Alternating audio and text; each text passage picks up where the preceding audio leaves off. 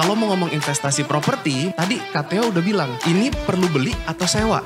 Lihat kondisi kita, jangan karena maksain pengen beli, tapi nanti kita belinya di ujung mana gitu. Akhirnya finansialnya jadi gagal lagi.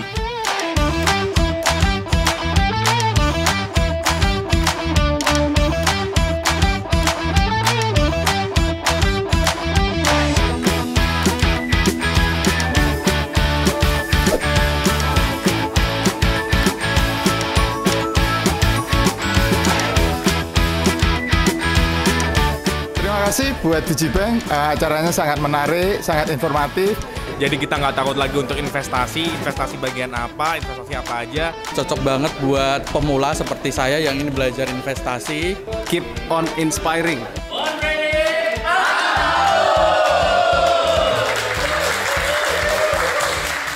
Halo Lur yang ada di online Zoom dan Hai, YouTube. Lur. Selamat pagi. Betul, by the way kita juga ada challenge ya, maksudnya Oke. ada hadiah yang akan kita bagikan kepada Boleh. lur-lur online kita.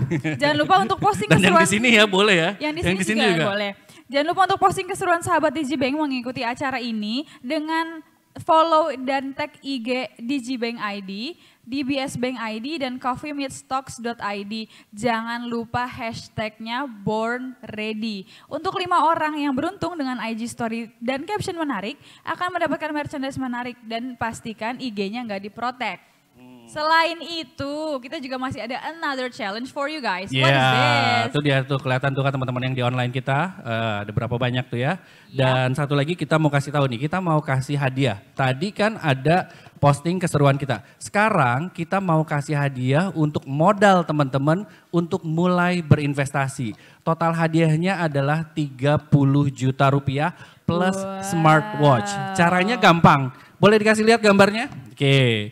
Ini kita ada challenge. Challenge-nya itu adalah namanya adalah Born Ready Confession Challenge. Jadi nanti teman-teman boleh cek Instagram kita ya. Kita baru posting kemarin ya. Bahwa ini adalah saatnya sahabat Digibank udah punya goals dalam hidup dan siap meraihnya untuk bersinar. Dan ini saatnya untuk tunjukkan semangat Born Ready dengan menyatakan kesiapannya nih. Siap ya, cuma nulis kata tentang udah ready dan yakin Udah ready dan yakin ready. Udah bisa dapat modal buat berinvestasi untuk capai goals punya rumah nih ya. Betul. Gitu. Caranya gampang, tuliskan Born Ready Confession versimu. Ada tulisan nih di gambar ini udah ready titik 2. Nah di bawahnya teman-teman bisa menuliskan goals yang siap kamu capai. Dan kemudian yakin ready-nya adalah menuliskan hal yang lebih besar lagi untuk tujuan jangka panjang dari goals awal yang diinginkan tadi. Iya, jadi kayak udah ready nikahin dia, Nah. yakin ready bisa beliin rumah. Nah, jadi contohnya adalah udah ready nikah sama doi, yakin ready bisa beli rumah sama doi. Nah, dengan cuma nulis kata begitu aja, siap-siap dapat total 30 juta ya buat modal investasinya. Gampang ya? Betul. Hari gini ya. Kan Tujuannya cuan ya. tujuannya cuan, pokoknya kehidupannya semuanya cuan. Oke, selanjutnya adalah Digibank by DBS selalu memegang komitmen untuk mengedukasi halayak publik. Salah satunya melalui program belajar bareng Digibank yang saat ini kita lakukan.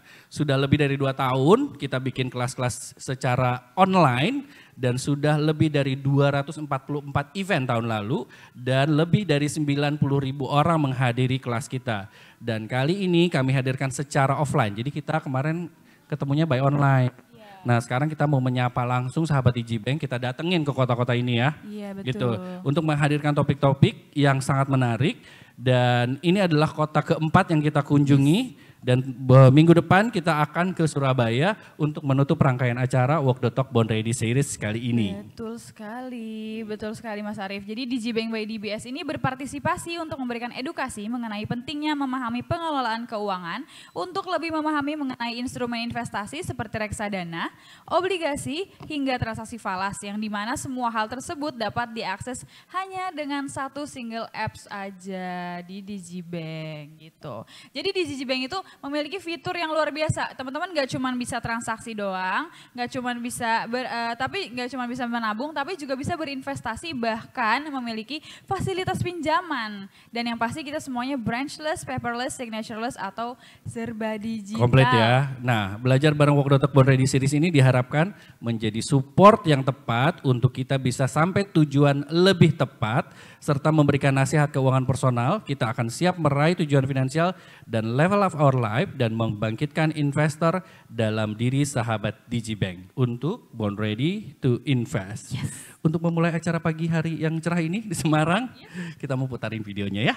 Jadi sebenarnya di setiap diri kita masing-masing ini kita tuh udah born ready to invest ya. Kita adalah seorang investor ya Mas Arif ya. Betul. Dan sahabat Digibank, lewat event ini kita mau membangkitkan kembali keberanian teman-teman untuk mulai investasi. Karena kita semua terlahir untuk siap berinvestasi. Digibank by DBS juga terus berinovasi menjawab kebutuhan nasabah yang berbeda-beda dengan layanan yang lebih personal. Kayak yang tadi udah disebutkan sebelumnya, kita ada 3 personalized solution yang diberikan oleh Digibank by DBS. Yang pertama ada notifikasi pintar, yang kedua ada Digibank Advisor, dan yang ketiga ada Digital Financial Tools dengan scoring matrix dan financial goal calculator. Oke, di Digibank by DBS ini dalam rangkaian roadshow kali ini kita memang sengaja bersama-sama Coffee Meets Talk. Kita gandengan udah berapa lama Theo Billy? Udah 2 tahun ya? Udah 2 tahun kita bareng-bareng terus untuk kasih edukasi tentang ya, kalau awalnya PDKT terus udah jadian, udah makin erat gitu ya. Nah kita memang bersama mereka terus untuk memberikan edukasi, financial literacy. Kita pokoknya nggak akan bosen. Karena ya ketika kita kasih tentang financial edukasi juga masih ada aja yang keseleo ya Theo sama Billy ya. Masih ada aja yang keseleo salah naruh investasi dan tidak memikirkan mitigasi resikonya. Nah kita langsung saja belajar kali ini kita tampilkan Theo dan Billy. Silakan.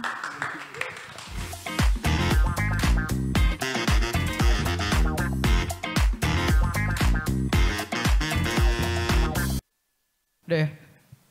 Bentar ya, berdiri pas nih? Oke, thank you Mas Arif, thank you Fania. Gak berasa udah kota keempat ya, time flies. Kalau kalian abis ini sedih, kita tinggal 1 kota lagi, gak apa-apa kalau mau extend 5 kota lagi, kita bisa menyanggupi. Oke, teman-teman, intermezzo dulu ya. Kita kalau bawain materi selalu begini, selalu santai, selalu casual. Jadi jangan kaget, kenapa? Karena finansial itu hal yang berat. Jadi kita nggak mau boring-boring, jadi kita nyantai aja. So selamat pagi semuanya, teman-teman yang di Semarang, hello yang offline semua, thank you udah datang. Halo yang online, gue appreciate banget kalian semua datang hari ini on time. Ternyata kalau dibanding 4 kota ini semuanya, paling on time predikat dipegang oleh orang Semarang ya. Jadi keren teman-teman ya. Semoga dialog ini nggak gua ulang di Surabaya. Nggak ya, belum pernah ngulang. Ini pertama kali bener. Ini jujur, nggak gua ulang ya. So welcome Lur ya. Gue diajarin kemarin bahasanya katanya Lur tuh bro. Dan mungkin salam universal di sini adalah salam Mbok Sumi ya. Bener ya? Salam Mbok Sumi. Tahu Mbok Sumi dong ya? Tahu kan? Nah ya, ntar malam kita mau cobain teman-teman ya. Kan makanan menyatukan kita gitu ya. So, sorry juga gue harus sambil lihat ke belakang karena urutan slide-nya biar gue gak salah nih ya. Ini slide-nya sudah muncul. Naikin dulu. Nah, hari ini kita pengen belajar nyantai. Tenang, gue bukan agent properti. Jadi abis ini gak bakal tiba-tiba, ayo 3 unit lagi sold out teman-teman ya diskon. Gak ada, tenang ya. Hari kita mau belajar atur duit, kita mau belajar persiapin keuangan kita. Supaya pas kita mau DP rumah, cicil rumah atau bahkan beli rumah cash, kita sudah punya perhitungan yang tepat gitu ya. Karena kita banyak banget ketemu orang, aduh ini kayaknya KPR nih musuh bangsa gitu ya. Gajian habis buat KPR, gajian habis buat KPR. Nah, tapi sebetulnya ada perhitungannya. Jadi nggak sampai perbudakan seperti itu ya teman-teman ya. Ada hitungannya, nanti kita lihat gimana sih keuangan yang sehat untuk kita bisa misalnya mencapai financial goal, salah satunya beli rumah gitu ya. So teman-teman, buat kalian yang online juga, buat yang belum gabung ke komunitas Coffee Meets Talks, nah kalian boleh juga nih scan barcode-nya di sini. Nanti ada grup Telegram, di sini banyak news, banyak edukasi, banyak acara-acara event dan ngopi kita teman-teman ya. Coffee Meets Talks apa? Nah kita kenalan sebentar. Nah Coffee Meets Talks ini adalah sebuah media dan komunitas investasi saham generasi muda Indonesia. Tentunya yang datang di sini muda-muda ya.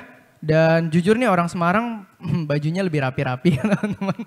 Kalau yang kemarin di kota-kota lain banyak yang jauh lebih santai-santai tapi gokil.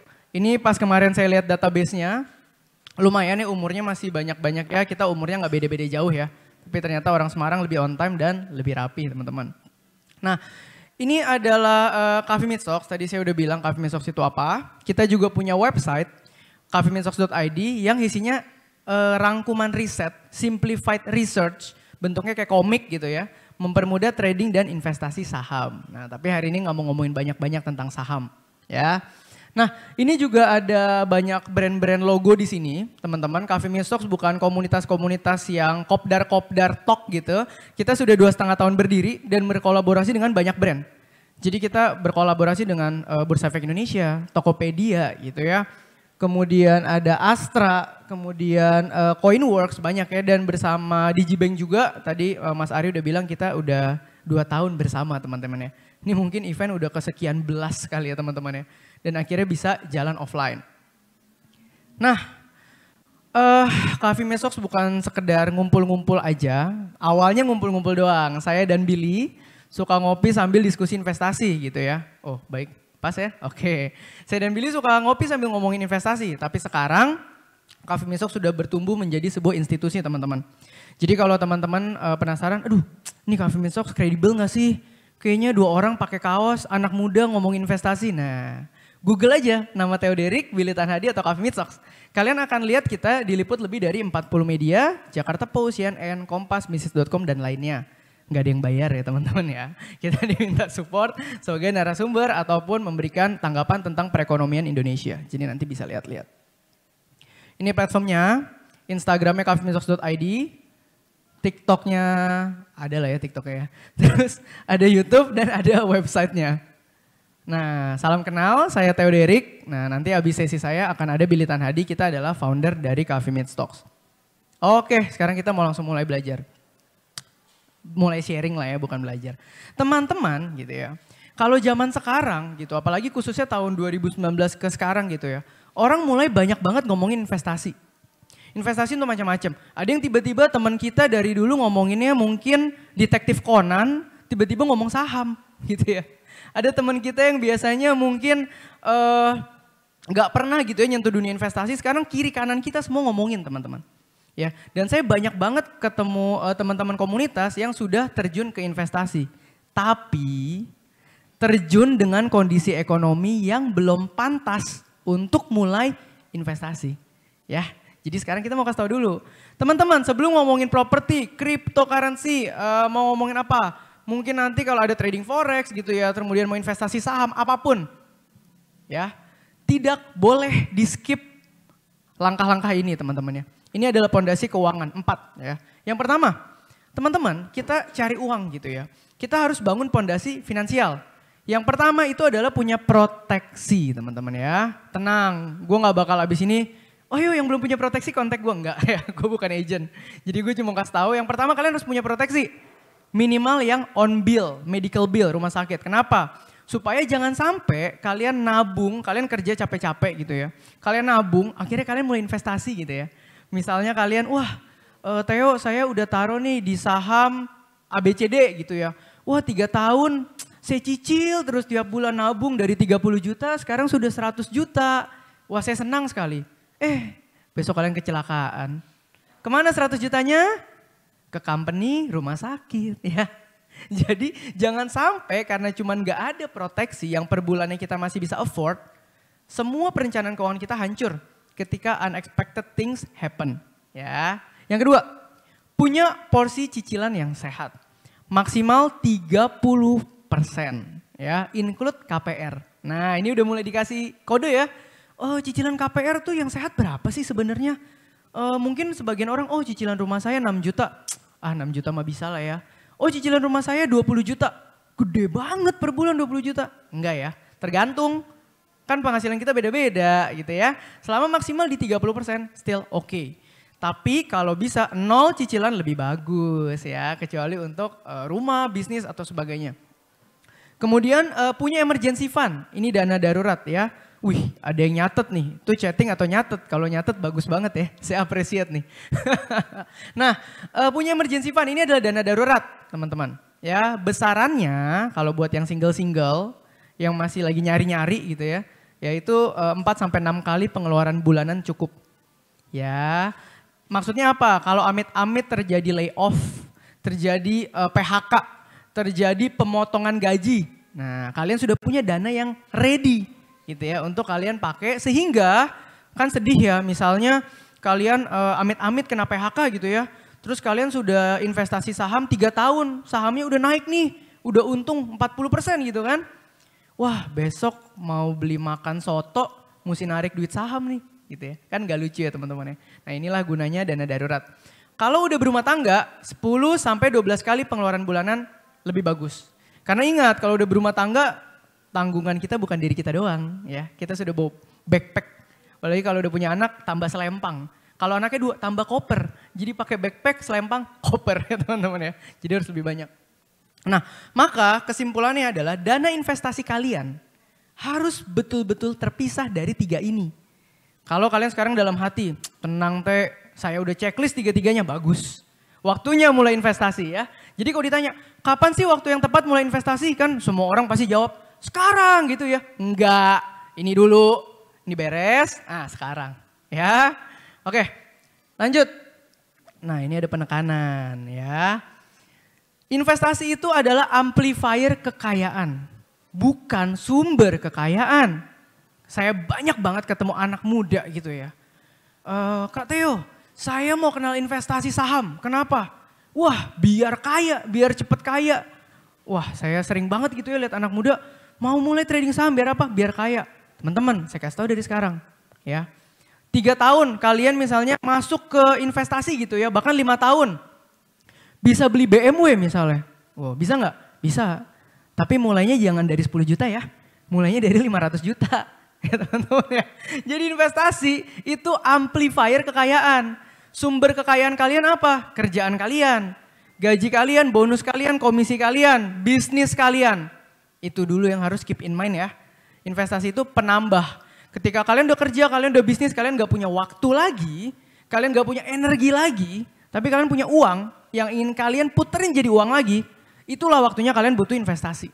Ya clear dulu nih sampai sini. Jadi gak ada nih ya kaya-kaya dari saham. Ya. Amplifier kekayaan yes pasti. Ya jadi jangan sampai misalnya kalian ada investasi terus investasi lagi rugi. Jadi nggak mood kerja ya. Kalian taruh duit di sini tiba-tiba rugi. Jadi nggak mood bisnisnya. Nah itu jangan, itu nggak sehat teman-teman. Nah kemudian dilakukan ketika keuangan ready. Tadi slide 1 udah ya. Kalau kalian udah ready langsung mulai. Dan yang ketiga investasi itu pasif.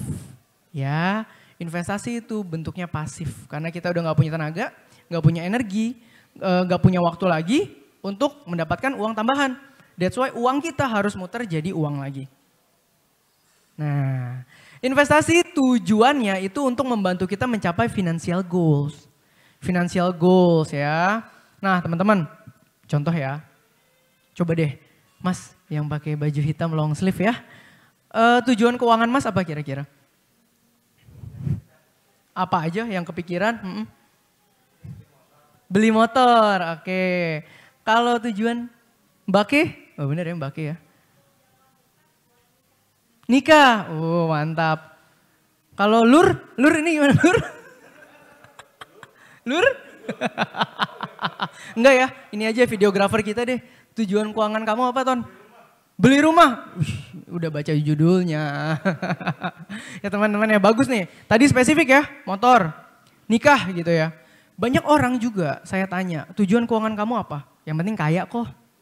Tujuan kamu apa? Yang penting banyak duit, yang penting pensiun. Teman-teman, itu bukan tujuan keuangan, itu namanya mimpi keuangan. Yang mana namanya tujuan itu harus bisa dicapai, harus bisa dinominalkan. Seperti tadi ya, Mas ini bilang mau beli motor, angkanya berapa? Penghasilan kita sekarang berapa? Per bulan yang bisa disisihkan berapa? Mau nikah tadi, ya kan? Mungkin kita lihat suami kita siapa, ya kalau udah bisa bayarin semua ya nggak perlu lah ya. Enggak ya bercanda ya. Mungkin kalau kita berjuang, dana nikahnya ada, maunya di mana kan semua di planning ya. Ada totalnya, mau kapan gitu ya, kita harus persiapkan. Sampai kayak gini, Kak saya mau, tujuan keuangan saya adalah, ya apa biasanya? Financial freedom. Gak mau kerja tapi bisa hidup.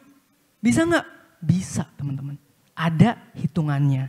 Ya, sampai dana pensiun, ada hitungannya. Dana pensiun lebih simpel. Kalau kalian punya uang misalnya gitu ya, katakanlah 5 miliar gitu ya, 5 miliar. 4% dari 5 miliar itu berapa? Sekitar 200 juta ya.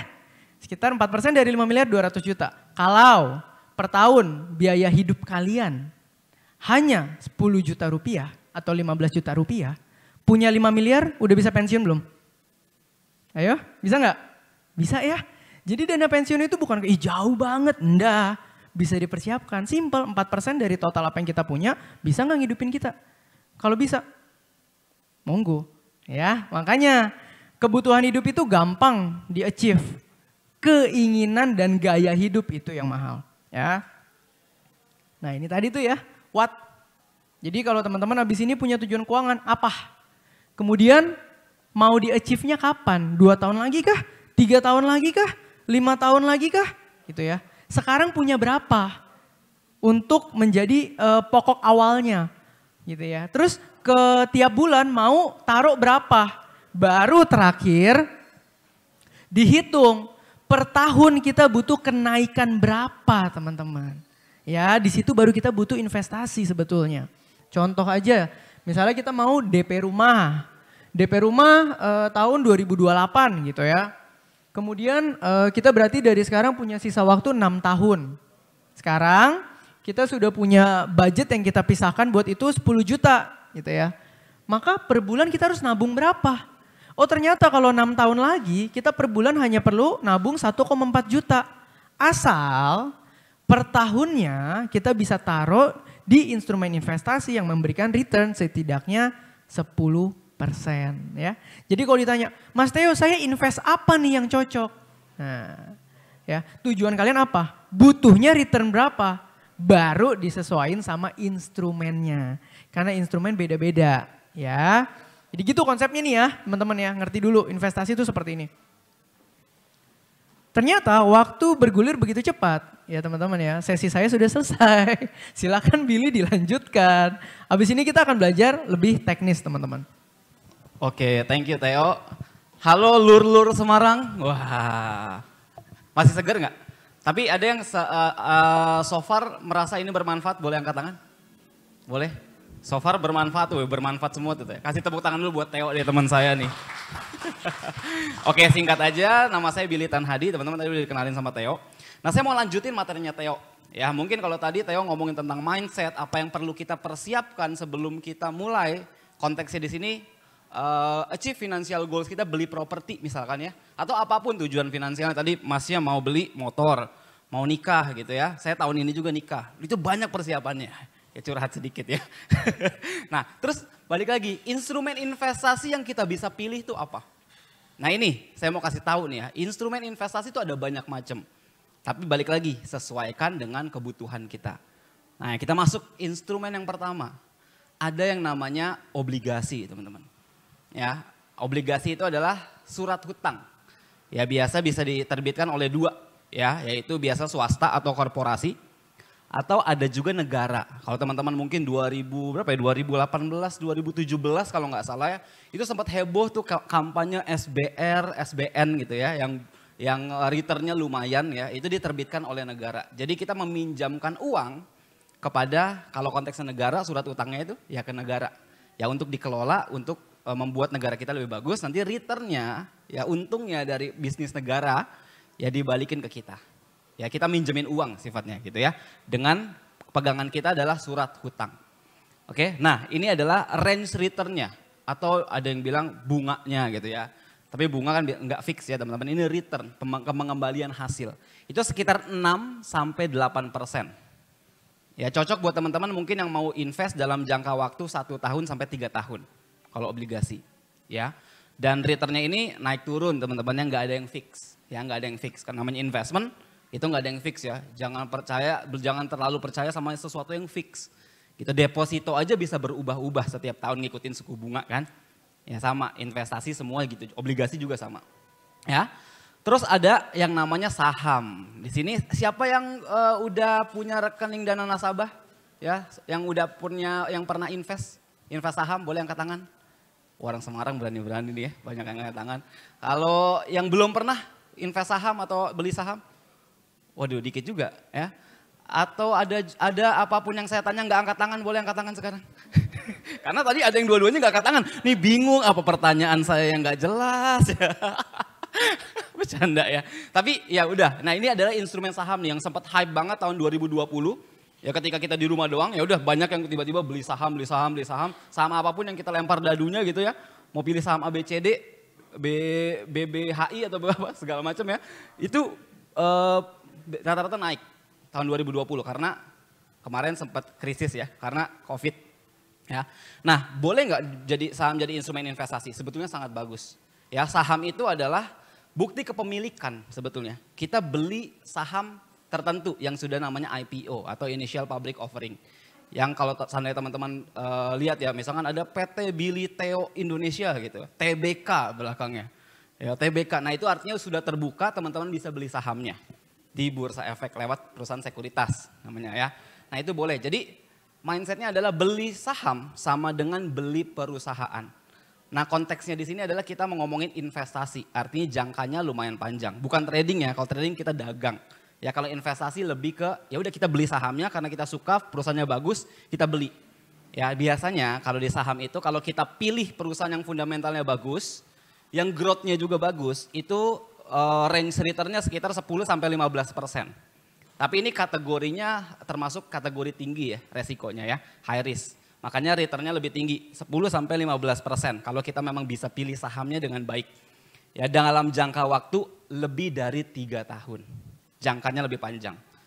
Oke, itu di saham ya. Terus ada lagi instrumen investasi yang menurut saya menarik sekali, apalagi buat kita-kita yang baru mau mulai investasi. Ada yang namanya reksadana. Nah reksadana ini apa? Pilihan alternatif sebenarnya. Jadi kita belum ngerti tadi kelola saham, belum ngerti beli saham yang bagus, ya. Terus kita mau titipin uang kita ke orang yang ngerti, yang namanya manajer investasi. Nah manajer investasi itu kita titipin uang ibaratnya ya, kita titipin uang untuk dikelola di macam-macam. Nah ini bentuknya namanya reksadana. Ya reksadana itu kayak campuran beberapa investasi, tapi yang kelola adalah orang yang sudah layak untuk mengelola, punya sertifikasi yang namanya manajer investasi gitu. Jadi jangan khawatir, uang yang kita kelola pasti aman. Ya, karena orang yang kelola itu sudah dikurasi, sudah diuji yang namanya jadi manajer investasi. Jadi aman, teman-teman. Ya, nah, reksadana ini beda-beda. Ya, returnnya beda-beda karena ada jenis-jenisnya. Ini masih pada fokus kan? Aman ya? Aman ya? Saya jelas? Oh jelas, bagus. Terima kasih. Nah ini jenis-jenis reksadana. Teman-teman bisa pilih sebetulnya reksadana apa. Contoh di sini kita ada contoh reksadana pasar uang namanya RDPU. Ya biasanya tuh uang kita dikelola sama manajer investasi, ditaruh di biasanya deposito yang bunganya lebih stabil, tapi juga kecil sebenarnya, nggak terlalu besar. Tapi stabil, enak banget. Kalau buat simpen dana darurat sebenarnya bagus juga di RDPU. Ya, atau sertifikat Bank Indonesia ditaruh gitu ya. Untuk kurun waktu, kalau teman-teman mau investnya nggak panjang-panjang banget, misalkan di sekitar 1 tahunan, ya boleh di sini. Returnnya sekitar 3-5%. Ya. Terus kalau ada juga namanya reksadana pendapatan tetap. Ya namanya sih pendapatan tetap, tapi returnnya nggak tetap ya. Jadi fluktuatif, resikonya juga lebih tinggi dibandingkan RDPU. Ya, karena kenapa? Uang kita ditaruh di yang namanya obligasi tadi yang saya jelasin. Oke? Nah terus returnnya kurang lebih 6-8%. Cocok untuk kita yang mau invest sekitar 1-3 tahun. Terus ada lagi namanya reksadana saham. Nah uang kita ditaruh sama manajer investasi di saham. Nanti kita bisa lihat juga saham-saham yang mereka kelola di mana. Ya itu cocok untuk kalau kita mau invest di atas 3 tahun. Ya returnnya bisa 10-15%. Dan saham-saham yang kita dibelikan sama manajer investasi pun sudah dikurasi juga. Ya jadi fundamentalnya biasanya pasti aman. Ya atau reksadana campuran. Ya di campuran tuh maksudnya apa ya? Udah nih dicampur-campur tuh deposito, obligasi, saham, ya reksadana campuran. Biasanya returnnya sekitar 8 sampai 13%. Ya. Terus cocok untuk diinvest dalam jangka waktu lebih dari 3 tahun. Ya jadi saham sama campuran sama, lebih cocok, lebih jangka panjang, lebih bagus teman-teman. Nah reksadana ini bisa jadi alternatif buat kita semua untuk mencapai financial goals kita. Karena sebetulnya simpel banget, kita punya uang, uangnya ada, kita suruh kelola manajer investasi nih, masuk. Ya udah tinggal teman-teman pilih aja reksadananya mana. Ya nanti kalau misalkan teman-teman mau cari reksadana di mana? Ada aplikasi yang namanya DigiBank. Wah, di situ teman-teman bisa cari. Nanti mungkin akan dijelasin lebih lanjut sama tim di DigiBank ya nanti teman-teman. Nah, tapi saya nggak ngomongin tentang aplikasinya, tapi ngobrolin tentang ini, instrumennya. Ya, nah sekarang kita masuk ke pokoknya. Ya bagaimana kita mencapai financial goals kita, bisa apapun. Konteksnya di sini kita gimana caranya kita bisa beli properti. Kemarin kan Ibu Sri Mulyani bilang kayaknya susah ya peluangnya untuk anak muda beli properti gitu. Ternyata sebetulnya dengan perhitungan yang matang sebetulnya harusnya bisa. Ya ini pastiin dulu tadi yang Theo bilang ya. Sudah memiliki dana darurat, sudah punya proteksi, terus maksimal nih di highlight lagi sekali lagi, maksimal cicilan itu 30-an%. Ya 35% masih boleh lah kalau cicilannya KPR properti ya 35%. Tapi maksimal please, ya maksimal segitu. Ya sisanya buat hidup ya teman-teman. Nggak pengen kan punya rumah, nggak bisa beli isi rumahnya. Nggak pengen dong. Punya rumah gede bagus gitu ya, nggak bisa beli makan. Jangan sampai gitu teman-teman, ntar kita mati juga sama-sama. Ya cuma punya rumah yang nggak bisa beli makan. Nggak pengen, jadi maksimal 35%. Terus kita perlu pertimbangkan juga, sebetulnya kita perlu beli atau bisa sewa. Nah ada plus minusnya. Kalau sewa ya mungkin pasti lebih terjangkau ya. Terus juga lebih fleksibel, jadi nggak harus menetap di satu tempat. Kalau bosen bisa pindah. Terus nggak oke-nya gimana? Pasti tidak ada kepemilikan. Kalau sewa kan kita numpang gitu ya, kita bayar sewa. Terus opportunity loss ya dalam pemiliki properti. Terus ada biaya pindahan, repot pindah-pindahannya kalau sewa. Nah kalau beli, keuntungannya apa? Kita punya ekuitas, kita punya equity. Ya karena kita punya kepemilikan. Terus ada capital gain biasanya tergantung rumahnya sih. Tergantung rumahnya, tergantung daerahnya di mana. Ya, biasanya kalau misalkan properti yang naik ya capital gain-nya lumayan kenaikannya. Terus bisa diwariskan pastinya kalau kita punya sesuatu bisa diwariskan. Terus low light-nya apa? Lebih mahal pasti. Beli properti itu lebih mahal, beli rumah lebih mahal. Terus biaya lainnya ada bunga KPR ya, setiap tahun yang harus kita bayar gitu kan. Terus ada pajak, ada biaya perawatan. Nah, tapi balik lagi, punya properti itu nggak harus beli, tapi bisa juga sewa. Nggak punya sih, tapi tempat tinggal gitu ya. Jadi jangan-jangan kita lebih cocok sewa atau lebih cocok beli. Terserah kita sih, ya. Lebih baik. Ya ini mungkin bisa dijawab 3 pertanyaan. Apakah lokasi pekerjaan sudah tetap? Kalau sering-sering keluar kota, sering pindah-pindah, ngapain kita beli rumah? Ya, itu.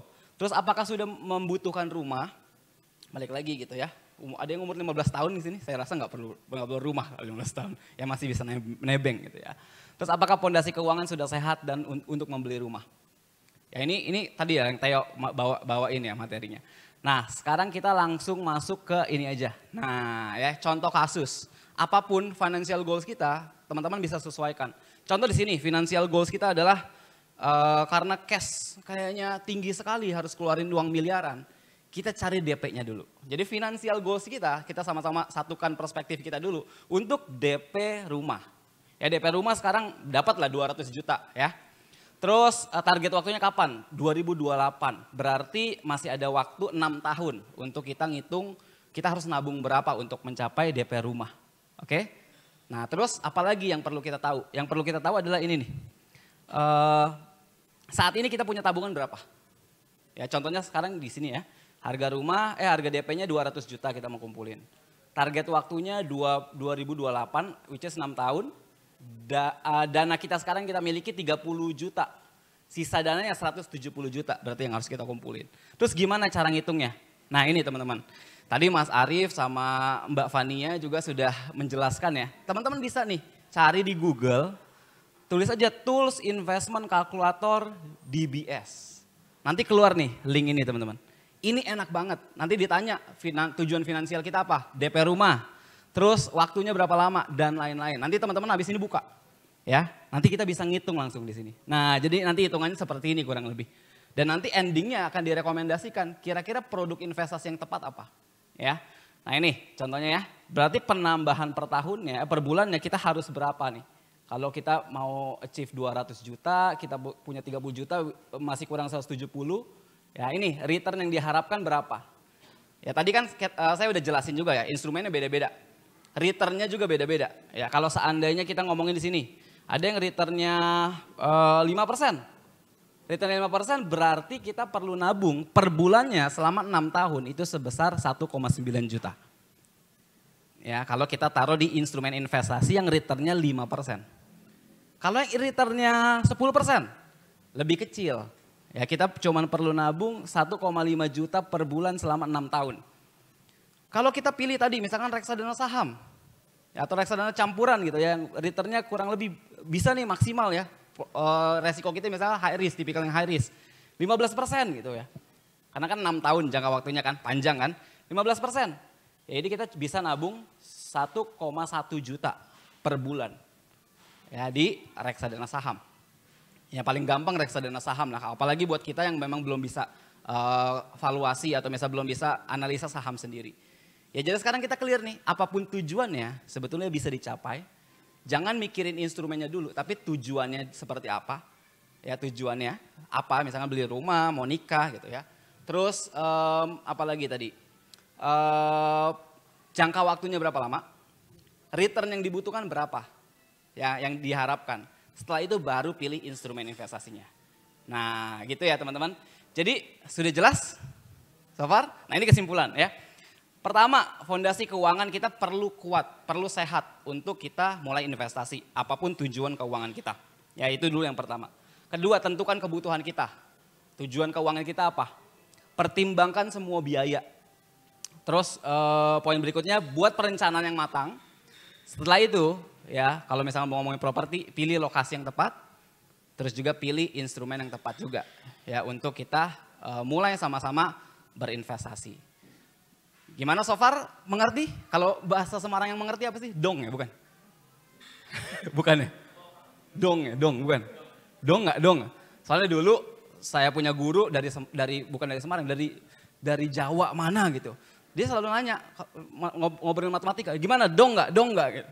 Dong tuh mengerti kan? Ya gimana teman-teman? Dong? Dong, mantap kalau gitu. Kalau gitu sekian dari saya. Sukses buat kita semua supaya kita sama-sama bisa mencapai financial goals kita. Saya kembalikan ke MC yang kece-kece, Mas Arif dan Fania. Thank you.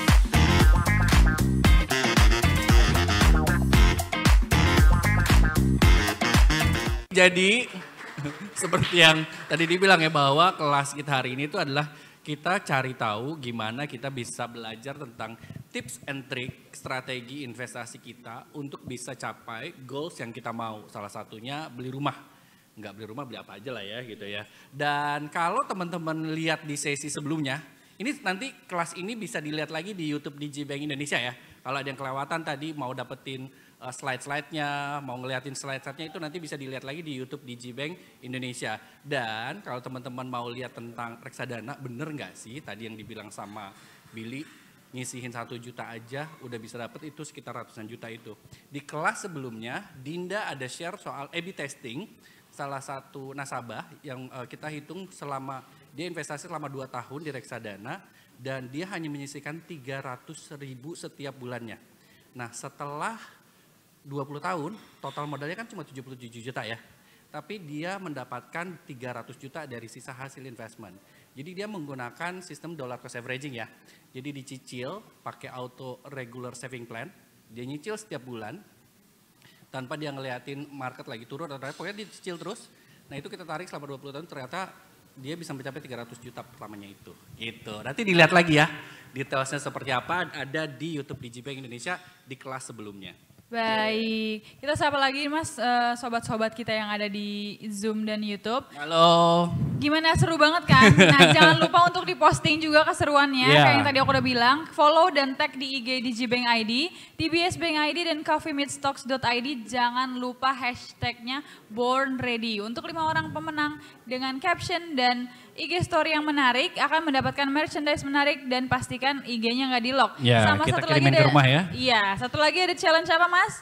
Challenge yang Born Ready Convention Challenge tadi untuk bisa dapetin hadiah total modal investasi senilai total 30 juta rupiah. Dan juga ada smartwatch-nya juga. Ada plus smartwatch ya, Yes. karena kita memang pengen teman-teman ini lebih pintar lagi ya untuk Betul. bisa mengatur keuangannya. Betul. Oke, selanjutnya kita akan panggil ke depan guest speaker kita untuk berbagi cerita dan pengalamannya seputar dunia investasi dan properti. Beliau ini merupakan seorang founder The Entrepreneur Society. Kepada Koko Clement kami persilahkan. Silakan kok.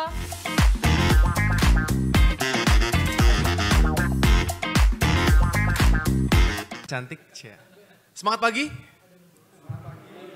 Masih lemas. Semangat pagi? Ya. Nah gitu dong. Tadi kita udah belajar banyak ya dari Kakak Theo, Kakak Billy. Kita ngomongin tentang investasi itu bukannya sumber kekayaan tapi amplifier. Jadi cari duitnya itu bukan dari investasi tapi cari duit itu dengan pendapatan aktif kita investasikan karena itu pasif. Pendapatan pasif. Nah, tadi diceritakan saya sebagai founder dari The Entrepreneur Society, salam kenal, nama saya Clement Raharja.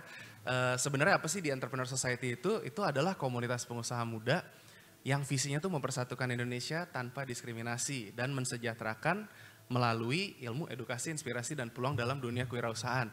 Jadi saya biasanya ngajar gimana dapetin memperbesar pendapatan aktif, bukan pasifnya. Tadi di sini belajar untuk investasi, kalau saya ceritakan sedikit, kalau ngomong mindset pada umumnya,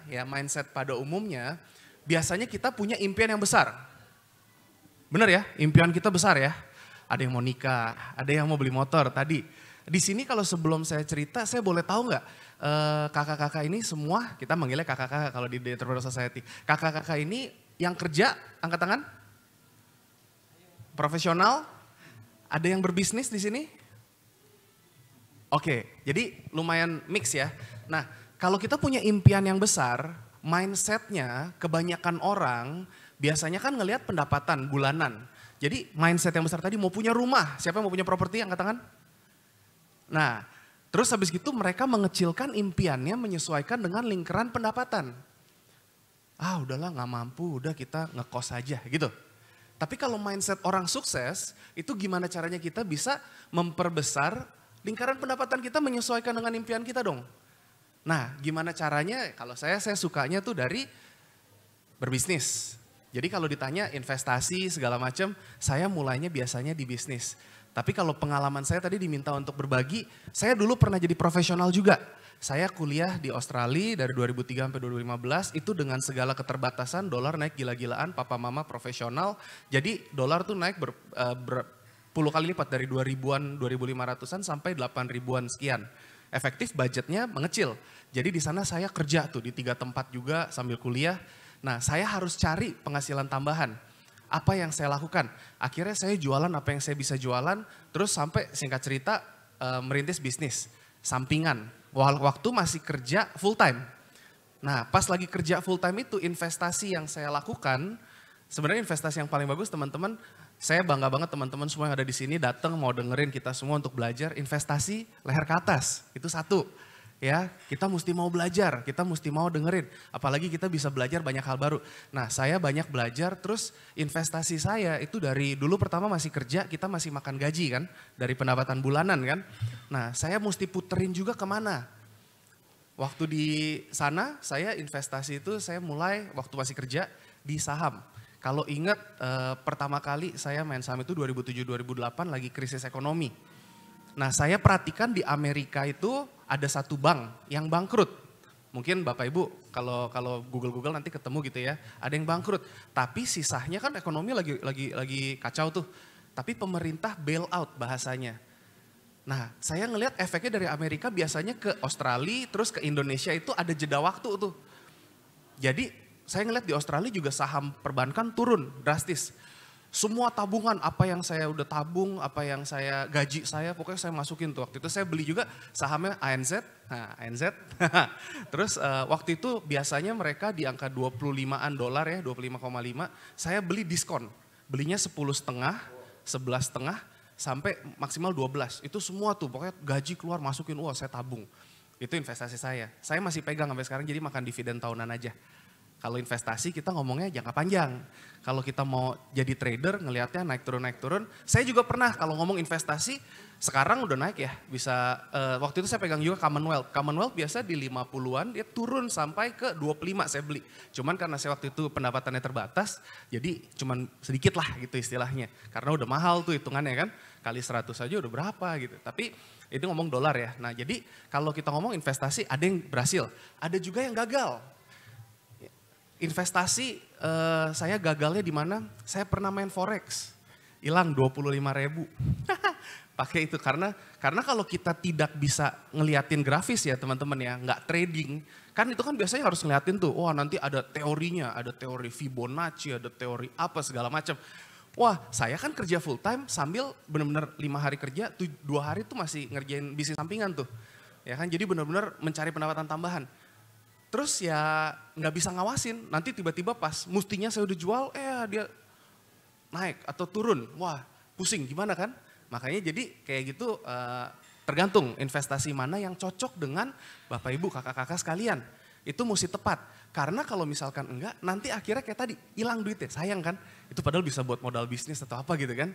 Nah kalau saya sukanya sekarang, saya investasinya tuh lebih ke arah bisnis-bisnis UMKM. Apalagi yang dinaungi, karena kalau kita di Entrepreneur Society tuh ngajarinnya gimana cara mengembangkan bisnisnya. Gimana caranya mulai merintis, ada kurikulum dasarnya yang saya tuliskan juga. Nanti kalau teman-teman pengen tahu boleh aja follow Instagramnya Clemens Raharja atau komunitas pengusaha _tes. Biar kenalan juga, saya senang banget nih di Semarang bisa diundang, terima kasih banget Kakak Theo sama Kakak Billy dan teman-teman dari DBS bisa ngundang kita untuk ketemuan. Semalam kita ngumpul-ngumpul bareng, belajar lagi untuk gimana memperbesar lingkaran pendapatannya. Nah caranya dari mana? Ya kayak kalau misalkan kita ngomong, saya tuh sukanya ya dari investasi bisnis, kenapa? Karena saya bisa kontrol dan saya ngerti bagaimana cara mengembangkan, saya ngerti branding marketing, saya ngerti gimana caranya bisa mempercepat penjualan, mengembangkan pasar. Tapi kalau misalkan teman-teman di sini kan banyak yang nggak punya pengalaman dan mungkin lagi profesional mau terjun, gimana Kak Clemens gitu kan? Nah salah satu solusinya daripada kita harus ngambil resiko kayak saya tadi $25.000 tuh 250 juta plus kalau kali 10.000 ya. Reksadana ada manajemen investasi. Jadi biasanya ada manajernya yang ngawasin gitu loh. Yang ngawasin portofolio kita apa. Jadi kalau kayak saya tadi saya ngeliat tuh forex kan ngeliat trading segala macam. Wah grafiknya naik, tiba-tiba ntar wah panik, gue naik, beli. Tiba-tiba turun. Ya hilang. Beli lagi gitu kan. Jangan kayak gitu. Nah kalau mau cari pendapatan tambahannya sebenarnya banyak. Teman-teman punya waktu, kita semua punya waktu yang sama. 7 hari, 24 jam per hari, benar kan? Ada yang punya lebih gak 1 harinya? Kalau ada mau tahu rahasianya saya, gimana caranya bisa bikin 30 jam 1 hari gitu kan? Kayaknya enggak gitu ya. Kalau bisa kan seru. Tapi kenapa ada orang yang sukses, ada orang yang biasa-biasa aja? Karena mereka bisa manajemen waktu tersebut. Waktu saya dulu pas lagi kuliah, itu saya padetin Senin, Selasa, Rabu. Kamis sampai Minggu saya kerja di 3 tempat. Begitu saya udah kerja full time, Senin sampai Jumat, malamnya saya masih ngurusin bisnis sampingan. Investasi yang saya suka juga, dulu saya tuh bikin komunitas anak rantau, karena saya anak rantau di sana kan. Nah dari komunitas anak rantau, saya jualannya apa? Jualan kebutuhan buat anak-anak rantau. Salah satu kalau anak rantau, di sini ada yang anak rantau? Ada yang dari luar kota Semarang? Asli? Oh ada satu doang, oh berarti semuanya asli Semarang, 2 ya, oke. Nah biasanya sebagai anak rantau kebutuhannya salah satu apa? Tempat tinggal, ngomongin properti kan, kos-kosan. Pertama saya tuh jadi broker kos-kosan dulu. Jadi kalau ngomongin broker kos-kosan, saya ngambil margin tipis kayak agent properti. Tapi kalau di sana kos-kosan enak, kontraknya 12 bulan kehitung. Dari situ saya tabung, saya bisa sewa rumah sendiri. 5 kamar, saya sekat 1 kamar, jadi saya tinggalnya gratis. Yang 5 disewain. Nah kalau mau ngomong investasi properti, mau cari duitnya, sebenarnya kalau kita mikir, tadi Kak Theo udah bilang, ini perlu beli atau sewa. Lihat kondisi kita, jangan karena maksain pengen beli, tapi nanti kita belinya di ujung mana gitu. Mampunya sekarang belinya di situ, kita beli di ujung sana, akhirnya kita nggak tinggalin, akhirnya ongkos perjalanan pas nyari duitnya banyak, akhirnya finansialnya jadi gagal lagi. Nah itu dipertimbangkan. Dan kalau kita bisa bikin, sebenarnya banyak cara untuk kita bisa menggunakan properti tersebut untuk menghasilkan pendapatan tambahan. Kalau saya mikirnya gitu, gimana cara saya memperbesar lingkaran pendapatan menyesuaikan dengan impian saya. Jadi waktu itu saya sewa sampai akhirnya saya nabung, saya bisa beli, akhirnya jadi ada kos-kosan di sana. Terus saya bisa ngiklanin ke sini sebelum orang-orang dari sini pada mau belajar ke sana. Omnya, papa mamanya pada bilang, Clemens nggak apa-apa deh, anak om ikut kamu 12 bulan. Tapi kayaknya kalau cuma ngekos rugi ya, om kalau mau beli bisa nggak? Jadi saya jadi agent, akhirnya saya waktu itu referensi ke teman saya. Lumayan tuh setiap yang sukses dapat 2.500. Sampai akhirnya 2009 saya ngambil agent's license di sana. Ternyata saya baru tahu komisinya tuh 2,2%. Wah, biasanya penjualan 5-7 M rata-rata kan. Akhirnya saya bilang, kalau gitu kan saya kasih banyak referral. Saya mau dong 1% aja gitu. Jadi bagi 50-50 ya. Mulainya gitu. Jadi mulai merintis dengan segala keterbatasan. Tapi kita fokusnya cari pendapatan tambahannya gimana. Kita punya waktu. Saat ini mungkin ada yang bilang, aduh pendapatan saya masih kecil. Kamu punya waktu, jual waktunya buat belajar, tingkatkan ilmu, dan terus bisa kembangkan lagi, naikin pendapatan-pendapatannya. Gitu, ya. Nanti ada pertanyaan-pertanyaan atau di belakang? Oke, sekian dulu dari saya. Semoga satu sesi ini, emang kalau mau cerita panjang, ntar diomelin katanya lebih dari waktu gitu. Tapi saya pengen banget cerita teknis, cuma nggak apa-apa nanti kapan-kapan kalau ada kesempatan lagi. Ya teman-teman senang banget. Kalau ada pertanyaan nanti boleh DM aja di Instagram Clemens Raharja sama komunitas pengusaha.tes. Semoga jadi berkat.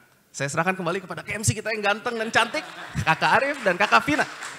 Terima kasih. Ternyata memang mau investasi itu nggak perlu modal yang banyak sebetulnya kan. Asal konsisten dan komit dengan investasi kita. Dan strategi perangnya kita udah tahu nih. Tadi udah dikasih tips-tipsnya strategi seperti apa. Terus menyisihkan untuk investasinya berapa banyak. Nah, tadi seperti yang saya bilang, kalau mau ngelihat lagi hasil result A/B testing kita yang 20 tahun itu, bener nggak sih dari 300.000 itu beneran bisa jadi segitu? Silahkan dilihat di YouTube DigiBank Indonesia di kelas yang kemarin ya. Kita ada sama Billy sama Theo juga ngobrolin soal gimana caranya strategi investasi ketika market lagi fluktuatif, lagi turun. Apalagi sekarang kan ya, lagi turun gitu.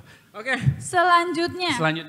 Kita akan hadirkan Mas Cahyo Supriyanto selaku Forex Specialist di PT Bank DBS Indonesia. Untuk Mas Cahyo kami persilakan.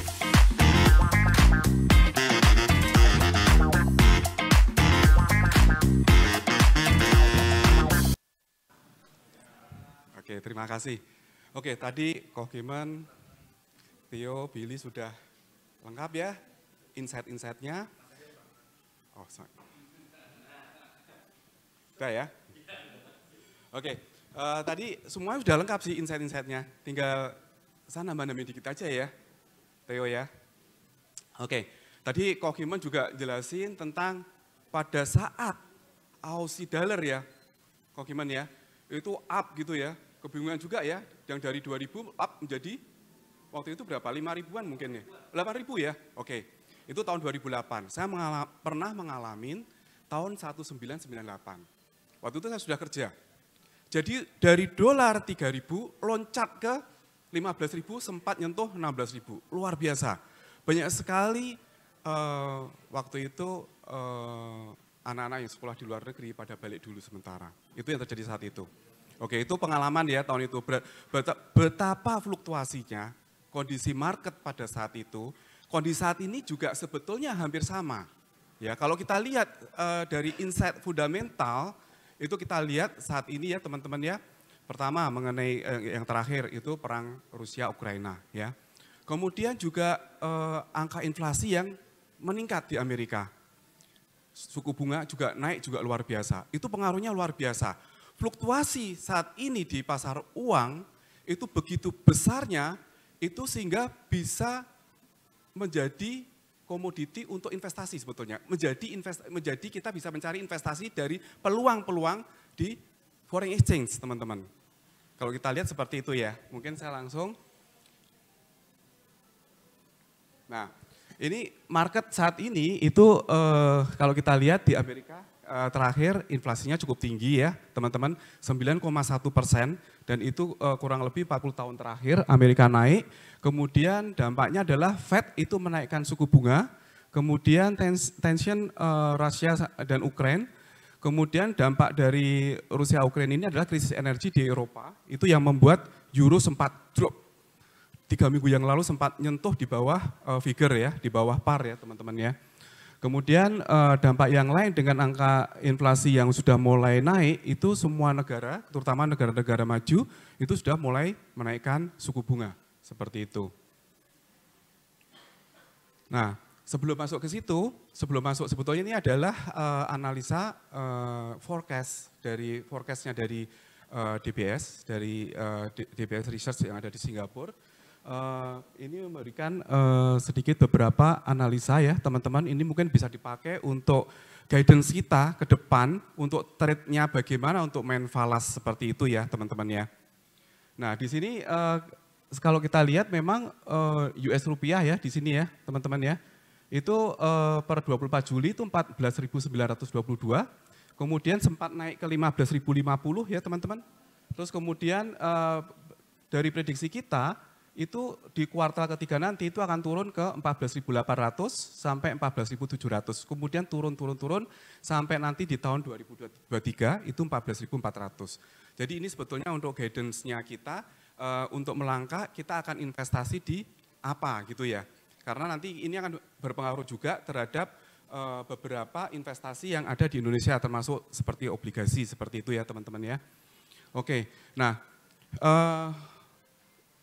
untuk selanjutnya di kita itu kalau untuk transaksi falas teman-teman, kita kalau mau investasi untuk memperoleh hasil yang bagus untuk positif, itu kalau kita pertama adalah masuknya itu adalah kita harus melihat dalamnya valuta asing, market falas seperti itu ya. Kita harus mengenal dulu teman-teman, jangan sampai kita langsung masuk gitu ya. Kita nggak tahu apa-apa, saat ini kan rame-rame sekali kan. Kalau orang main falas kan, main kripto, main falas, main forex ya, seperti itu ya. Nah, di kita sebetulnya untuk basicnya itu sebetulnya kalau kita mau masuk ke investasi falas, itu adalah kita harus mengenal mengenai trading falas ya. Jadi kita mengenal fundamentalnya, kita mengenal karakter dari masing-masing mata uang. Seperti itu ya teman-teman ya. Kemudian terakhir kita harus mengenal technical, analisa technical. Jadi Ko Gibbons tadi sempat rugi ya kok ya untuk forex-nya. Pada saat naik, kemudian turunnya cepat, dijual pada saat turun, begitu juga sebaliknya ya. Nah, di kita sebetulnya juga ada analisa technical juga. Jadi setiap kita trading, itu kita bisa menggunakan analisa fundamental sama analisa technical. Gitu ya teman-teman ya. Kapan sih analisa fundamental itu kita pakai? Ya, analisa fundamental kita pakai itu pada saat muncul berita-berita yang berpengaruh sekali ya, terutama berita-berita mengenai data ekonomi yang akan dirilis di Amerika. Kalau analisa technical itu pada saat data-data report ekonomi tidak ada saat itu. Jadi biasanya para pelaku pasar, para trader itu dia akan menggunakan analisa technical dan ini cepat sekali ya teman-teman ya. Nah di kita untuk memperoleh hasil yang bagus, di kita itu juga ada beberapa fasilitas selain kita itu di DBS ya, selain kita itu bisa langsung on spot ya, spot untuk transaksi forex ya, itu bisa kita ada fasilitas trading malam teman-teman, trading malam seperti ini ya teman-teman ya. Jadi kalau kita mau investasi untuk menghasilkan yang positif, ini kita real ya, real market ya di sini ya teman-teman ya. Ini JPY ke US dollar, ini pada saat 137 kita pasangin ODA, trading malam, kemudian kita pasang kaki 1 dan kaki 2. Jadi pada saat trading 1, kaki 1, itu dari JPY ke US dollar dengan rate 137.7. Kemudian kaki kedua dari US dollar ke JPY dengan rate 137.90, kita ngambil 20 basis point. Nah, mungkin teman-teman yang di sini mungkin bertanya-tanya ya, kapan sih DBS itu menetapkan harga dengan harga 137.70 kemudian 137.90. Nah kita biasanya pakai analisa technical. Kita mencari support dan resisten untuk intraday. Jadi pada saat intraday itu kita akan melihat. Jadi range-nya itu akan ada di berapa. Nah ini kita yang pakai ini memang tepat sekali teman-teman. Jadi dari ini menghasilkan kurang lebih profit 0,15 ya. Sorry ini kalau untuk 1 tahunnya ini 0,9% sih. Jadi ini sebetulnya trading seperti ini itu trading yang sangat konservatif teman-teman. Kita juga ada yang trading sifatnya itu lebih ngambil margin lebih gede ya teman-teman. Dalam arti bahwa klien itu kita bisa pasang kalau misalnya pada saat di market intraday-nya itu antara support dan resisten itu lebar banget. Nah itu pada saat itulah kita bisa pakai dan revenue-nya bisa lebih gede. Ini contoh yang kedua itu adalah 2,54. Sebetulnya ya ini 2,54% per tahun. Seperti itu ya. Sampai di sini ada pertanyaan nggak teman-teman untuk trading forex? Atau mungkin ada yang sudah main falas di ruangan ini? Belum ada ya? Oke, tidak apa-apa. Ini jadi untuk permulaan aja teman-teman. Oke.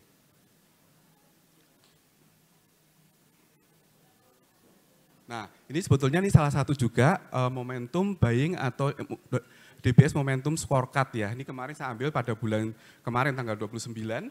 Itu kalau di atas ya posisi di atas ini itu adalah sebetulnya buying momentum. Jadi teman-teman tuh bisa beli posisinya mata uang JPY, JPP, AUD seperti itu ya. Kalau yang di bawah ini sell, kalau yang atas buy ya teman-teman. Di kita ada seperti itu. Jadi kalau teman-teman baik yang online maupun yang offline, nanti kalau misalnya pingin masuk untuk trading falas, untuk investasi falas, itu sebetulnya kita bisa minta untuk data-data seperti ini. Nanti kita bisa kasih untuk info-infonya seperti ini ya teman-teman ya. Nah ini kemudian saya masuk saat ini adalah Fed rate sama deposito US dollar teman-teman. Kita ketahui bahwa kalau kita lihat dari tahun 2019 itu suku bunga sudah mulai turun ya teman-teman. Kemudian tahun 2020, 2021, 2022 udah mulai naik ya. Kemarin mulai dari bulan Mei, Maret, April, Mei itu udah mulai naik ya sampai kemarin Juni. Nah itu akan diikuti oleh deposito. Deposito US dollar juga sedikit menguat. Nah di sini sebetulnya dengan adanya kenaikan suku bunga dan deposito juga ikut naik, sebetulnya kita juga ada produk falas di kita ya, itu juga bunganya cukup menarik. Kalau misalnya deposito itu bunganya hanya 0,3, 0,5, nah di kita itu ada di sini ya, ada produk namanya PCI, Premium Currency Investment. Di sini bunganya cukup menarik sih, 0,1%, ini 1%, salah typo ya. Ini 1%. Kemudian maksimum bisa 4,48 untuk returnnya teman-teman. Jadi ini cukup menarik juga karena kalau kita lihat kita compare sama deposito itu bunganya lebih bagusan ini ya teman-teman. Dan ini capital protected, nggak akan mengurangi capitalnya teman-teman. Kemudian kita ada produk FLT, ini juga capital protected. Ini untuk mata uang SGD, AUSI dan JPY ya teman-teman ya. Singapura, China Yuan sama ini. Kemudian untuk CLI kita juga ada CLI. Ini salah satu produk andalan kita juga. Sebetulnya produk-produk yang kita jual itu sebetulnya produk-produk dari Singapura ya, dari DBS Singapura ya. Nah itu sebetulnya kita jual di Indonesia juga. Ini menarik sekali teman-teman untuk CLI ini, current link investment. Ini adalah option ya di dalamnya. Dimana kalau kita lihat, kalau teman-teman punya uang US dollar, teman-teman pengen misalnya, pengen beli properti di Australia, atau pengen investasi untuk anaknya yang ada di Singapura. Nah teman-teman bisa pasang US dollar, kemudian kita pasang alternatifnya adalah ke Sing dollar, ke Aussie dollar, dengan harga pasang strike dengan harga yang lebih murah. Seperti itu dibandingkan spot. Kalau ke convert itu dapat harga yang murah, tapi kalau tidak ke convert, masih dalam mata uang US dollar, teman-teman masih dapat kupon. Ini salah satu produknya kita, produk andalannya kita sih teman-teman. Oke, ini menariknya sih sekarang. Di Digibank, digital bankingnya DBS, itu kita bisa melakukan transaksi forex. Nah, kalau tadi yang saya jelaskan, itu transaksi yang melalui langsung ke RM, langsung ke forex spesialis. Nah, teman-teman kalau punya Digibank, itu juga bisa melakukan investasi foreign currency ya. Bisa beli beberapa mata uang, kemudian juga bisa transfer gitu ya teman-teman ya. Dan kalau kita lihat dengan menggunakan digibank ini, itu bisa 24 jam, 7 hari kerja, 24 jam. Sebetulnya di situ ya, ini menarik banget. Jadi tidak perlu datang ke kantor, bisa langsung online, mudah banget. Harganya gimana? Harganya sangat kompetitif juga. Misalnya teman-teman mau beli yang misalnya mau investasi, oh saya punya mau investasi cuma $100, pakainya digibank, $100. Mau beli $1.000, bisa pakai digibank. Terus kalau transfer, saya mau transfer anak saya yang sekolah di Singapura misalnya, pakai digibank, ditransfer ongkosnya free. Kalau sebelum jam 12:30 itu same day value. Jadi ini sebetulnya digibank ini itu salah satu andalan kita juga untuk transaksi di dalamnya itu bisa transaksi falas, bisa transaksi saham, reksadana maksudnya. Kemudian bisa juga transaksi obligasi. Nah, yang selanjutnya ini untuk obligasi juga. Di sini teman-teman kalau misalnya mau transaksi obligasi, melakukan pembelian obligasi, itu bisa online juga ya. Di sini tinggal masukin keuntungan dari obligasi itu adalah investasi yang tadi sudah dijelasin sama Billy ya. Seperti itu. Jadi ini sangat mempermudah sekali pakai digital banking ini. Oke. Saya kira saya sampai di sini. Mungkin ada pertanyaan dari teman-teman? Oh, oke, terima kasih. Terima kasih. Oke, saya lagi nggak presentasi nih, saya kasih ke sini ya.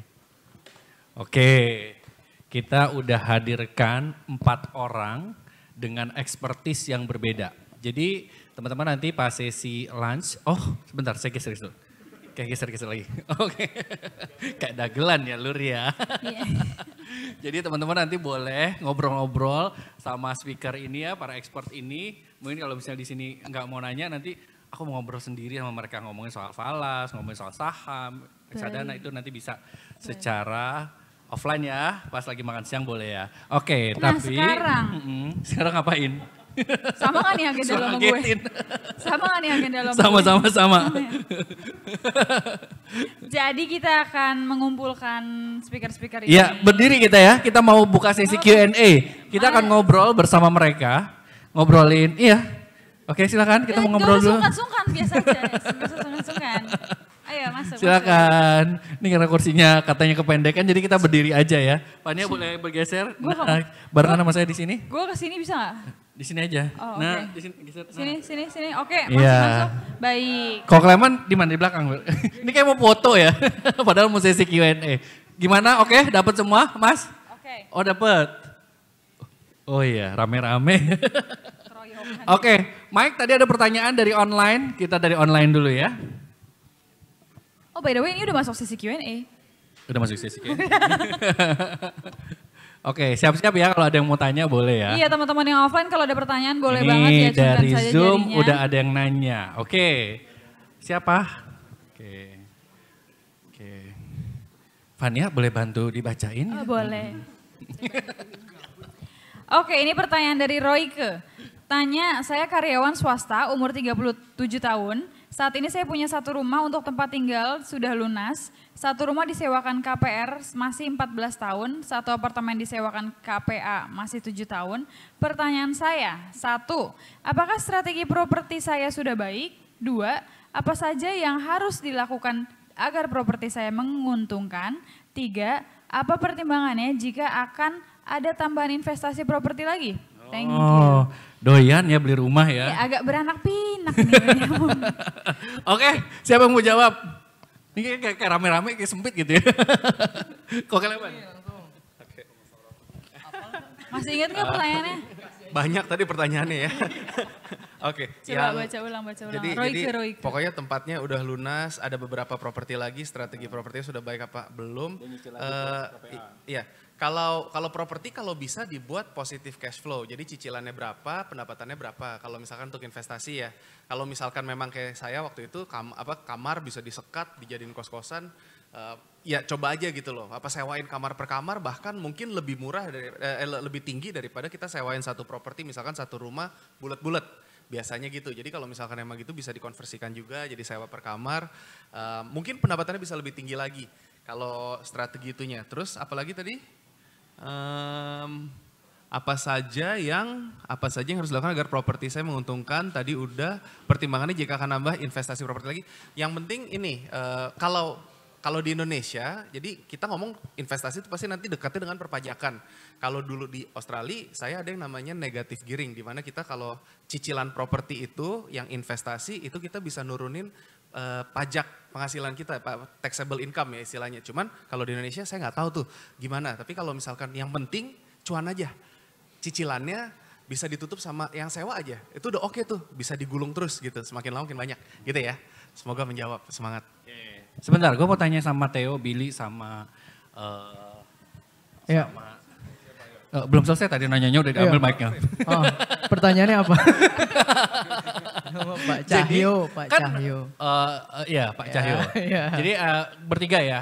Kan ini tadi yang pertanyaan Royke ya, dia tuh karyawan, beli rumah senangannya begitu ya. Sebenarnya kan dia harus punya something yang strong dong gitu ya. Kan teman-teman di sini juga nanti gimana, gue mau ngikutin tuh beli, tiba-tiba ada yang dilupain. Nah ini gimana yang harus dikasih insight-nya ke Royke juga gitu ya, supaya bahwa dia kayak ketagihan beli rumah, tapi apa yang harus backup strong yang harus dia mitigasi resiko. Oke. Jadi mungkin sebelum yang ini gue gatel tadi nambahin juga gimana cara properti buat menguntungkannya. Boleh. Sekarang sebenarnya udah didukung sama platform-platform model Airbnb. Sekarang kebanyakan circle kita itu juga yang doyan invest properti gitu ya. Karena nggak semua orang doyan invest properti. Buat doyan invest properti itu dibutuhkan modal yang cukup juga gitu ya. Nah ketika memang sudah bisa kayak tadi itu properti yang muter-muter, boleh dicoba direnov gitu ya, atau interiornya dicakepin kemudian di Airbnb-in. Karena sebetulnya sekarang penghasilan sewa itu dari Airbnb kayak gitu tinggi juga gitu di per malam. Jadi apartemen bisa, rumah juga bisa gitu. Jadi jangan sampai kayak kalau misalnya saya mau diversifikasi ke apartemen juga, diapain ya? Nah itu kita juga banyak temen yang mundur dikit ya, aman? Ya, disewakan buat Airbnb dan itu kalau dipukul rata quite good kok. Biasanya bisa menutupi bunga. Itu tadi udah ya positif cash flow intinya. Tadi yang kedua adalah kalau doyan properti kemudian harus strong ya, backupnya strong supaya strong backupnya. Beli duit habis dong. Oh, biasanya jarang ketemu orang beli properti terus tapi ekonominya gak gitu strong, itu jarang. Tapi buat yang begitu, ya mungkin diversifikasinya lebih ke jangan instrumen investasi yang high risk lagi gitu ya. Kalau properti itu kan butuh, apalagi kalau cicilan kayak gitu kan jangka panjang banget gitu ya. Kemudian properti kita gak pernah ada yang tahu nih, bisa aja sekarang laku, tiba-tiba enggak gitu ya. Karena apa? Karena regulasi berubah, pembangunan berubah, kita never know ya gitu. Nah, yang pertama mungkin lebih ke likuiditasnya aja ditinggiin gitu. Jadi jangan kayak properti, sisanya kemana? Saham banyakin. Wah ini bahaya gitu ya. Jadi liquidity kitanya itu ditinggiin. Mungkin bisa lebih ke reksadana. Karena kita dari properti kan sudah bisa hitungannya sebenarnya hitungannya passive income ya kalau dari properti gitu ya. Jadi kalau menurut saya sih gitu. Jadi jangan terlalu agresif properti. Wah kemudian apalagi ya buat ini saham gitu. Jangan, lebih mitigasinya ke yang lebih likuiditas gitu. Jadi poinnya sih di situ. Kayak gitu sih kalau menurut aku. Jadi tadi gara-gara ada idenya itu kan benar banget Airbnb. Nah, pernah dengar di Puncak ada botol kecap yang baru di take down. Itu dia sewa kontraknya puluhan tahun. Jadi kalau tadi punya rumah kan, bisa jadi nggak tahu lokasinya di mana, ini tergantung dengan properti masing-masing ya. Tapi bisa juga depannya disewain buat nanti UMKM buat jual makanan. Pokoknya spot-spot itu bisa dikembangkan. Pokoknya apa yang bisa jadi cuan-cuan deh gitu ya. Kalau perlu ada rumah yang dibikin juga jadi kayak minimarket di depannya dipakein pelang gitu kan, itu juga bisa. Nanti pelangnya juga bisa dipakai buat beriklan kalau lokasinya strategis gitu kan. Ya semoga bisa. Tadi banyak ide buat cuan-cuan. Yang penting cuan terus. Billy mau nambahin nggak? Udah cukup? Oh udah. Baik. Oke berikutnya. Ada ini pertanyaan buat lagi siapa? dari Zul Fahmi, ini dari Medan. Pertanyaannya kepada Pak Cahyo. Awal kenal dunia trading, saya masuk ke Forex Pak. Hanya saja dulu saya cuman entry pada saat news besar karena saya memanfaatkan fundamental analysis pada saat itu. Terutama news NVP yang lumayan besar. NFP yang lumayan besar. Saya main di lot kecil karena saya sangat tegas di money management. Tapi forex ini sudah 2 tahun saya tinggalkan karena kesibukan kerja, Pak. Gimana cara membangun kepercayaan buat trading kembali dan memantau skill analisa fundamental kita di forex. Apakah aman trading hanya saat miss besar? Karena ini untungnya saya kembali jadi pemula lagi. Oke.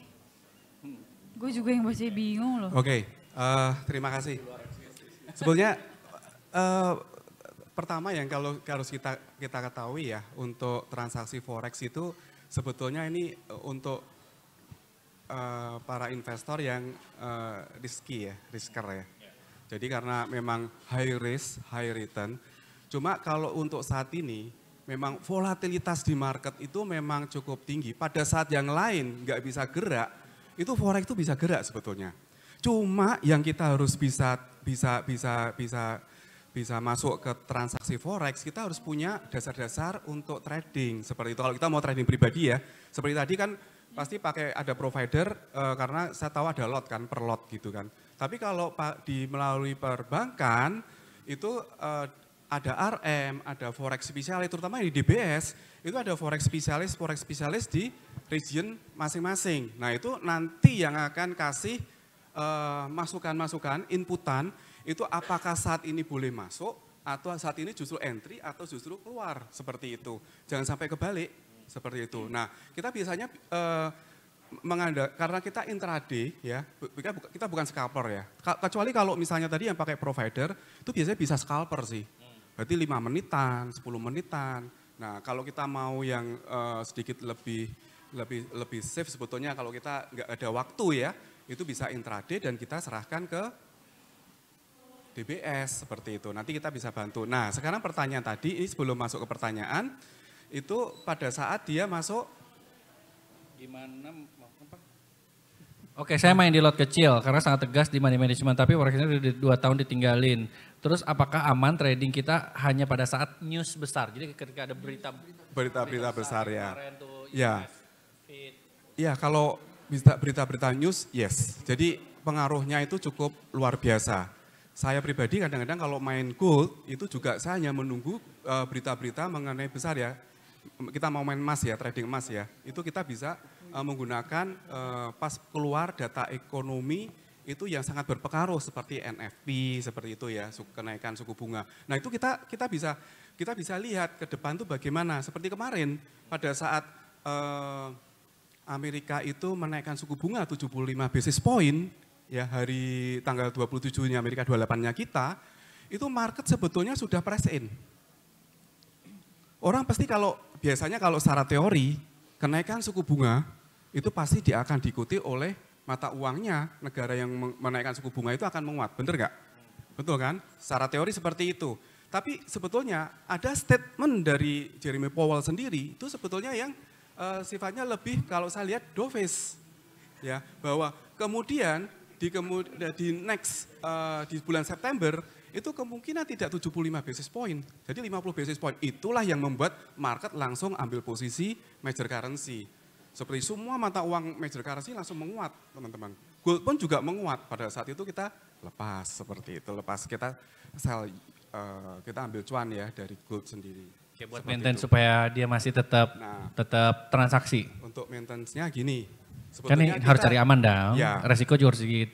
Karena itu memang risky banget ya sebetulnya ya.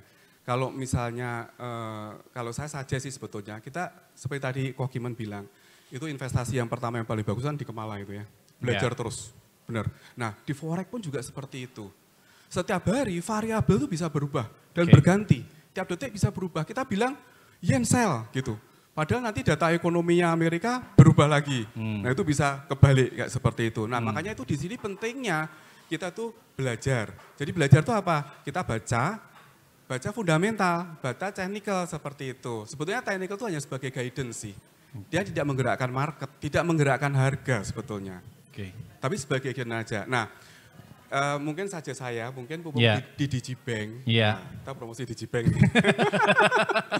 Di Masuk Pak Cahyo silakan. Ya, di Digibank itu kita ada fasilitas untuk falas.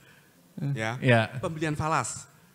Pembelian falas itu bisa, mungkin kalau investasi yang lain kan dibatasi waktu. Iya. Kalau falas itu 24 jam. Karena pasar forex itu berputar terus 24 jam. Oh, kalau mau nyari cuan di situ ya? Iya, bisa seperti itu. Asal tepat. Asal tepat. Nah, di kita itu bisa menggunakan Digibank. Kalau amount yang kecil, kita coba aja. Kadang-kadang saya nyoba aja. Iya. Waktu 14.000, iseng-iseng 14.500 masuk kan. Oh ternyata up sampai 15.000. Oh lumayan dong dapat cuan ya? Iya seperti itu. Kemudian kita juga bisa juga, wah kemarin kan dari rupiah itu semua drop semua tuh. Kapan lagi kita bisa beli Aussie 10.000, 10.100 gitu ya. Sekarang udah 10.400 teman-teman. Udah naiknya tuh 300 poin.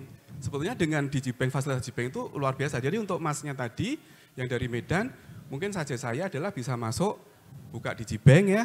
Jadi bisa latihan trading, mulai bisa gitu trading ya? sendiri. Betul. Trading sendiri. Amountnya kecil. Oke. $10 bisa. $10 bisa. Oke. Terima kasih Pak Cahyo. Ini ada yang gatel katanya pengen ikutan jawab. Ya sampai kelupaan ya. Jadi gini aku nambahin aja. Investasi trading forex nggak ada teman-teman ya. Trading itu dagang. Trading forex, trading saham, dagang saham. Trading cupang, dagang ikan cupang. Ya. Tadi kamu bilang, aku trading forex terus aku sibuk kerja. Akhirnya aku jadinya rugi karena nggak bisa dipantau. Ya berarti kamu nggak cocok trading. Simple. Sama kayak saya bilang, aduh saya dagang ayam. Tapi saya lagi kerja kantor ya, dagang ayam saya keterlantar. Ya iyalah, paham ya? Jadi pertama mungkin kamu trading forex boleh nih tadi ke Digibank gitu ya. Itu juga bukan kamu yang trading kan. Karena kamu udah gak punya waktu, kamu sibuk, kamu titipkan danamu ke orangnya yang tradingin. Jadi kamu harus bedain dulu nih, waktumu sendiri, activity-mu kondusif gak untuk trading. Jadi jangan, aduh aku sibuk banget ya kerja ya. Aduh naik jabatan nih promosi, aku trading jadi berantakan ya pasti berantakan. Dagang pasti butuh waktu teman-teman. Ya jadi tolong di remind buat yang offline dan yang online, jangan kebalik-balik. Jangan kebalik-balik. Dan ingat juga setiap orang profil resikonya berbeda-beda. Ada yang memang saya lebih konservatif. Ada yang memang enggak, saya high risk gitu ya. Nah tapi itu harus lebih hati-hati untuk memilih produk investasinya. Ada yang mau bertanya di sini? Enggak ada? Mau makan, yes, Bapak. Mau makan. Oh. Bapak silakan.